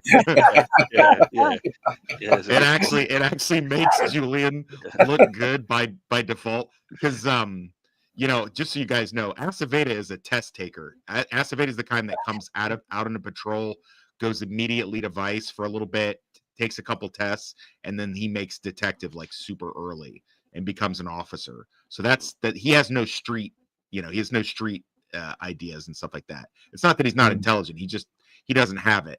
So, but yeah, I like Julian. I like the little interactions he has with him, how he's kind of feeling people out, going, hey, Captain, I'm getting married. What do you think? I see you've been married for a little while. Almost like he's trying to figure out what regular people, how they would react to this stuff. And it seems genuine to me. Yeah. Maybe he's also testing Aceveda to see if he's got repressed gayness going on, which is a narrative that's coming soon. Yikes. Yeah. Okay, good. All right. Well, very quickly, because we're pushed for time, go through favorite line, standout scene. My favorite line's got to be Vic's, how much do you want to bet we find her sliding down the fireman's pole? And my favorite scene is the standoff, is the siege at the end, and really gripping moment of drama. Great performance from Chiklis and the other actors in that scene, and really great direction. Love the way the blinds are suddenly pulled down, boom, the snipers fire, and it all happens really quickly. Connie's death is quite impactful. It's just it's the sort of energy, the frenetic energy that the Shield does best. So yeah, for me, great scene. So yeah, Northern line and scene. I've just stolen the kid's bike. The humiliation in there. Aceveda's delivery just cracks me up. It's so good. And best scene, obviously, the final climax and Connie getting killed. I mean, it was like, oh my god, have they really killed this character off? Like, by the way, before I ask the rest of my panelists, who believes that this woman is behind the attacks on Danny?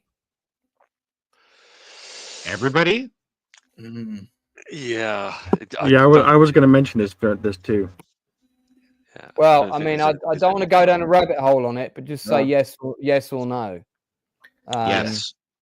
Yeah. Yes. I kind of want to say yes, but I have a feeling that they're going to pull something out of the hat. But everyone else is saying yes, so they've probably seen it and no anyway. So. I've not seen it. I've not seen it. Wormy Spoon says nah. Okay, interesting. All right, so sorry, we'll continue. Maybe it's Julian. Maybe it could be Julian. Inside Man. Yeah, your favorite line and scene. Favorite scene is definitely the standoff at the end. I wouldn't say line per se, but I think it's Vic's entire sort of negotiation where he's trying to get that empathy. Where he starts talking about his, him being estranged from his wife and children, and I think where he's trying to draw him in, trying his best. And there's a lot of truth. There's a lot of truth in that speech as well, isn't there? Yeah, there is, and that's one of the reasons why I like it so much, is because on the surface, it's he's just in the middle of a negotiation, a hostage negotiation, but in reality, everything's really pouring out. So, yeah, his personal situation. It's weird that he's actually pouring out his personal situation to the one person that he really shouldn't be. and that's somebody holding somebody else hostage at gunpoint. It's a kind of a bizarre little scene and exchange, and a bizarre confidant that he has there. But yeah, a good scene and really well acted. Great dialogue there. Darth. Is this the first hostage scene we've seen in the series? I think it is. I think there was one other one, but I might be wrong. But I feel like there was one other standoff. Maybe not quite the hostage fair enough. situation. I think there was a standoff, a similar standoff to this, where someone was sort of captured briefly. But I'd have to check. I might be thinking of an episode further ahead. So all right, best line is that comes immediately to mind is Julian and Aceveda in the car, and Julian's thinking, "Oh, I'm not with Danny. I'm with someone that's not going to judge me," and so that's probably what he's thinking. So he asks Aceveda, you've been married 8 years. What's your advice?" And Aceveda says, "Don't keep any secrets." It's such a delicious burn. Yeah. And because you think Aceveda knows, right, about his, Yeah, but he wasn't expecting that. He the guy's not even here, and I'm still getting it. As far as best scene goes, I'm gonna go with the intro scene where the Julian and Danny are going into the house, and they can't see nothing. It's just flashlight. There's no lighting except for the flashlight, and it's almost like a horror movie, except that it's real. And I thought that the suspense that you would get in a good horror movie. I don't mean like a cheap horror movie. I mean this was done well, and that's the same I'm going for that reason. Yeah, I agree. Excellent. Tox. Boy, the scene. I mean, I guess I'd have to say that we're. Vic's pouring his heart out to the guy, and he does. That old adage, you can do everything right and still lose. Kind of came to mind with that. As far as best dialogue, I just really like everybody taking the piss out of Aceveda for the uniform thing, and there's lots of good ones, but my favorite one is when he's got his paperwork and Shane and Lem are just like throwing his own lines back. Remember, it's not the effort you put in, it's the results. Got to make sure you're getting results. And they're just kind of messing with him. And he's like, all right, do I really sound like that? So, I like that one. I let myself slide. All right. Very good. So, okay, ratings out of 10. I'm going to give this episode a 10. Northern. Wow. I'll give it a 9 out of 10. It's not as good as the last one because, the main storyline with Amadeo takes a backseat, but it is still very intense. It's still very devastating. I thought this was stronger than the previous one. I think because the climax is so good, it doesn't matter that it hasn't got the Armadillo stuff, because actually the narrative with Connie is very compelling, and of course also her ultimate demise and all the other stuff. Again, I just really nice character development with the Aceveda Julian thing, and I thought it was better. So there you are. It's still a good episode. Still a very solid episode, and it's got a very devastating climax, and it is kind of heartbreaking. Connie was really sort of like biting off more than she could chew for her own selfish reasons, but Jesus Christ, she put her body on the line for it, though, didn't she? And she paid the price for it. She's still a very tragic character in my view, even though she kind of has put on herself as well at times. No, indeed. Well, let us continue. Inside Man, your rating out of 10. Easy 10. Yeah, I'd agree. This is better than the last episode. Not that the last episode was bad in any way, shape, or form, but this kind of gripped me a little bit more. It kind of, really affected me quite emotionally. I think the opening scene was incredibly disturbing. Yeah. And I completely agree with what Darth said. You know, it's like the opening of a horror movie. It really was shot that way, and not some cheap shit horror movie. This was shot, you know, real quality directing. And it was bookended with a very disturbing and very upsetting loss of a character that we'd grown to really enjoy seeing. So yeah, for that reason, it has to be a 10 from me. Yeah. There we go. See, the inside man has spoken. Darth. Highest. 10. It's a 10. 10. It's not as good as Partners. I like Partners more than this, but so they're both 10, but I still like one more of the other. Oh, okay. Tox. Yeah, better than the last episode. Not quite a 10, so 9.5 if that's okay. Yeah, well, yeah, it's just up to you. No influence here, but obviously me and the inside man are right, of course. Facts. Yeah, of course you are. 9.5. Okay, so 2 very good, solid episodes this week. I mean, I really love watching this show because now it's probably the 5th time I've seen it. I think 5th or 6th time I'm watching this all the way through. And for anyone watching who hasn't seen it, it's on Amazon. You can watch it on Amazon for free if you've got an Amazon account. The whole thing is on there. So make sure you watch it before it gets taken off. But I look at so many of the technical details. And one of the interesting things about talking with Cedric Pendleton today was he said it was the first time he'd been on a set where they shot every scene with 3 cameras. And 2 of the cameras were always stationary. And the 3rd one was always moving in the take. It didn't stay still. It just constantly moved. And that gives them 2 different establishing angles on every scene. Basically 2 lock-off POVs. And then your 3rd camera provides that kind of frenetic, fluid energy that makes the shield what it is. And it's interesting to hear about that. Who thinks Vic here is just being A, generous, or B, generous with a hope of pantage?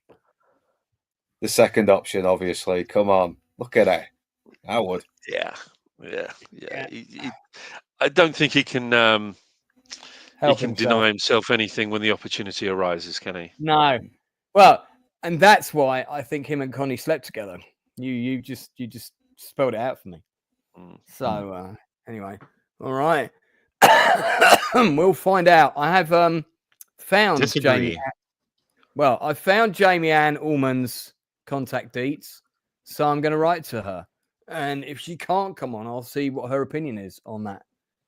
So that'll be very interesting to find out. Okay, so we are back on Tuesday with the Nielsen ratings, where we'll be reviewing the latest stuff that we've seen on TV and films. There's been quite a lot of new content that's dropped on Netflix and Amazon.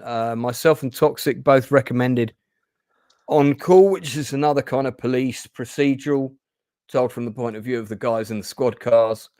It's a pretty frenetic. It's got similar energy to The Shield. It's worth your time.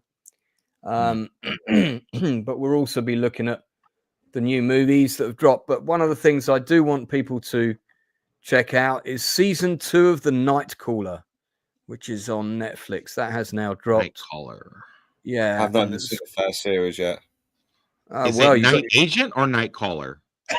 The Night Caller. Northern, you got your work cut out then. You got to cram in a lot between now and Tuesday. So I do love dropping these things on my panels. So that's certainly one of the things I want to talk about. I've also got to fit it in. I think the season 2 is like 6 or 8 episodes. So there we go. All right. That's it from us for today. We should, in theory, be back next week with episodes 7 and 8. But the most important thing, which I'm going to go and hassle Enzo about shortly, is that we have industry interview with Cedric Pendleton on Wednesday. Myself and the Inside Man will be chatting to him for 90 minutes from 8 p.m. So that is going to be really interesting, and I think well worth your time. Just remains for me to thank my panelists for tuning in and joining me for this show. Always a pleasure discussing and watching this show, and also to everyone in chat that came and contributed. Please like and subscribe.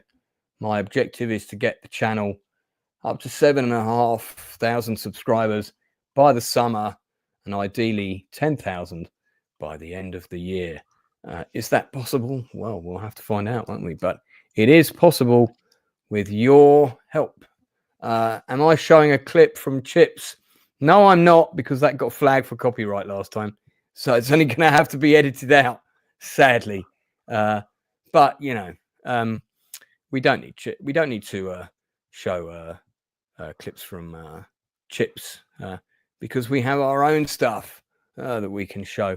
Does anybody want to plug anything real quick before we go? I will be doing Snatch on Friday for my Bastards breakdown streams, and I'm still. Jason Flemyng, that. Yeah, your friend is in that. Yeah, I'll be sure to point that out once I get the slides ready for it. Yeah. Okay. Very good. Anyone else? Anyone? No. Bueller? Nope. Okay. All right. Well, that's it from the Outcast Creative Chew the Fat episode for The Shield. We will be back again on Sunday at 8 o'clock, hopefully, to do the next two. If we ever have to postpone, we'll obviously make a note of that in the scheduling, and you'll be able to see. But until then, do check out the Nielsen ratings at 10 p.m. on Tuesday. And that's it from us. Don't forget what I always say. Check in on your friends and loved ones, and make sure you let them know that you care. And we'll speak to you all again real soon.